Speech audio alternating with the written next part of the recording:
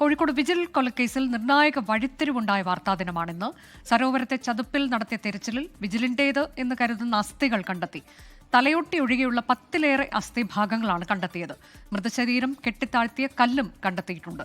പ്രതികൾ ചൂണ്ടിക്കാട്ടിയ സ്ഥലത്താണ് പരിശോധന നടത്തിയതെന്ന് DCP അരുൺ കെ പവിത്രൻ പറഞ്ഞു. കണ്ടെത്തിയ ശരീരഭാഗങ്ങൾ ശാസ്ത്രീയ പരിശോധന നടത്തുമെന്നും പോലീസ് അറിയിച്ചു. നമ്മളെ മക്കളെ പോലെ ഞാൻ വിശ്വസിക്കാൻ കൂടിയിട്ട് അവൻ ഒരു പതറില്ല, ഒരു വാക്ക് പോലും മാറി പറഞ്ഞില്ല. 2-3 പ്രാവശ്യം ചന്ദ്രൻ പറയും, ഇല്ല അച്ഛാ അവൻ അങ്ങനെ തന്നെയാണ്, വിളിക്കുന്ന പരിപാടിയൊന്നും ഇല്ല, കാണുമ്പോൾ മാത്രമേ ലോകമുള്ളൂ. ഒരുത്തരും മൂടി വെച്ചില്ലേ 6 കൊല്ലം ഞങ്ങളല്ല എന്ന് പറഞ്ഞവർ. പിന്നെയാണെങ്കിലും ഇവരെ കൊണ്ട് കഴിയാതെ 3ാമത്തെ ഒരാളും കൊണ്ടാവുന്നതാണ് ഞങ്ങൾക്ക് പ്രതീക്ഷ.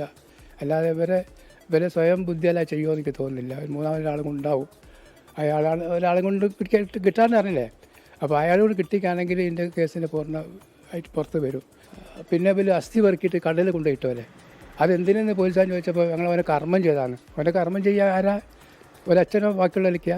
ഇപ്പം 2019 നടന്നൊരു സംഭവമാണ്. അപ്പം അവർ തുടക്കത്തിൽ കാണിച്ചു തന്ന സ്പോട്ട് അവിടെ നിന്ന് ഏറിപ്പോയാലൊരു 2-3 മീറ്റർ, അത് സ്വാഭാവികമായിട്ടും ഇത്രയും വർഷം കഴിയുന്ന സമയത്ത് ആ ഒരു ഡിസ്പ്ലേസ്മെൻറ്റ് സാധ്യമാകുന്നതാണ്. അതുപോലെ തന്നെ അവർ പറഞ്ഞ രീതിയിൽ ആ ബോഡിയുടെ മുകളിൽ അവർ കല്ല് കെട്ടി താഴ്ത്തിയെന്നൊക്കെ പറഞ്ഞു. അപ്പോൾ ആ ഒരു കണ്ടീഷനിലൊക്കെ തന്നെയായിട്ട് കിട്ടിയതായിട്ട് തന്നെയാണ് നമ്മുടെ സെർച്ച് ടീമും പറഞ്ഞിട്ടുള്ളത്. അപ്പം ആ സ്ഥലത്ത് തന്നെയാണ് അവർ തന്ന മൊഴിക്ക് അനുകൂലമായിട്ടുള്ള രീതിയിൽ തന്നെയാണ് നമുക്കിവിടെ കാര്യങ്ങൾ മനസ്സിലാക്കിയെടുക്കാൻ സാധിച്ചത്.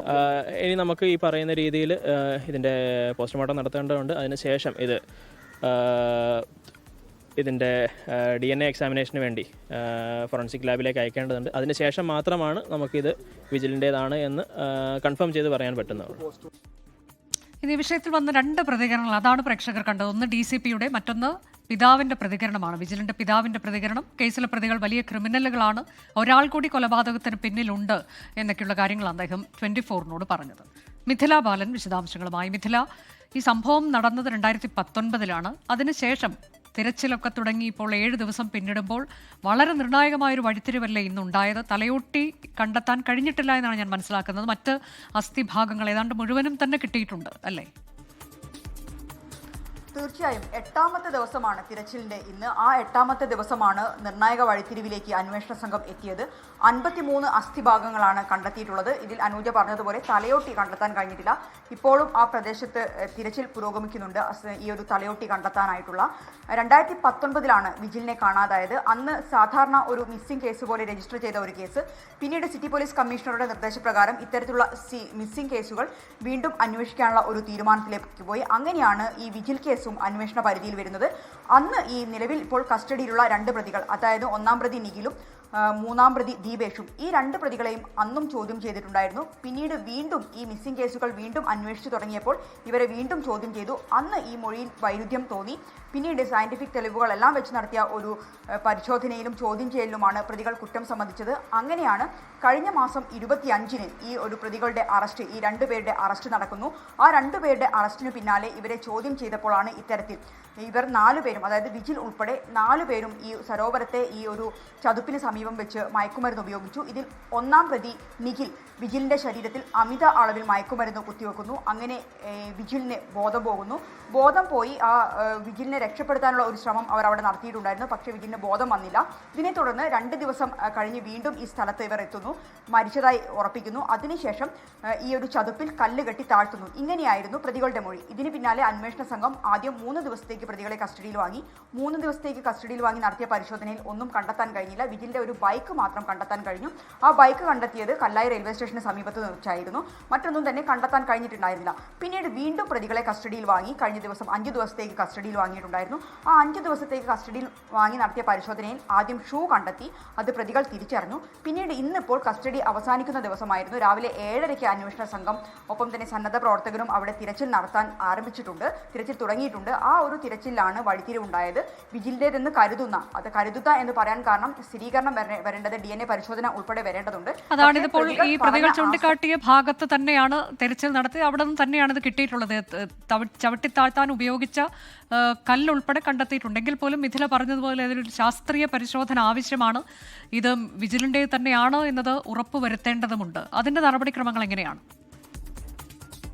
തീർച്ചയായും മനോജ്, ഇപ്പോൾ ആ കിട്ടിയ ശരീരഭാഗങ്ങൾ കോഴിക്കോട് മെഡിക്കൽ കോളേജ് ആശുപത്രിയിലേക്ക് കൊണ്ടുപോയിട്ടുണ്ട്. അവിടുന്ന് സയന്റിഫിക് പരിശോധന നടത്തും. മാത്രമല്ല DNA പരിശോധനയ്ക്കായി കൊണ്ടുപോകും.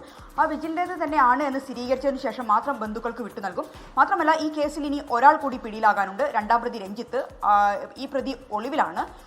ഈ മറ്റു പ്രതികളെ അറസ്റ്റ് ചെയ്ത ആ സമയത്ത് ബാംഗ്ലൂരിലുണ്ടായിരുന്നു. പക്ഷേ ആ സമയത്ത് അയാൾ അവിടെ നിന്നും രക്ഷപ്പെടുകയായിരുന്നു.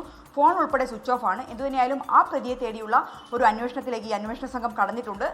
ഏറ്റവും പ്രധാനം എന്നത് പ്രതികൾ കാണിച്ചു കൊടുത്ത അതേ സ്ഥലത്ത് പ്രതികൾ പറഞ്ഞതുപോലെ തന്നെയാണ് ഈ മൃതദേഹാവശിഷ്ടങ്ങൾ കിട്ടിയിട്ടുള്ളത്. എന്നിരുന്നാൽ പോലും ഇതിൽ ഏറ്റവും പ്രധാനം എന്നത് DNA പരിശോധനാ ഫലം പുറത്തു വരേണ്ടിയിരിക്കുന്നു. അനുജ, ഇതിൽ ഈ പോലീസ് കരുതുന്നത് പോലെ ഇത്രയും ആളുകൾ മാത്രമല്ല ഇതിന് പിന്നിലുള്ളത് എന്നത് കൂടി കുടുംബം പറയുന്നുണ്ടല്ലേ? പിതാവ് എന്താണെന്ന് നമ്മളോട് പറഞ്ഞിട്ടുള്ളത് മിഥില?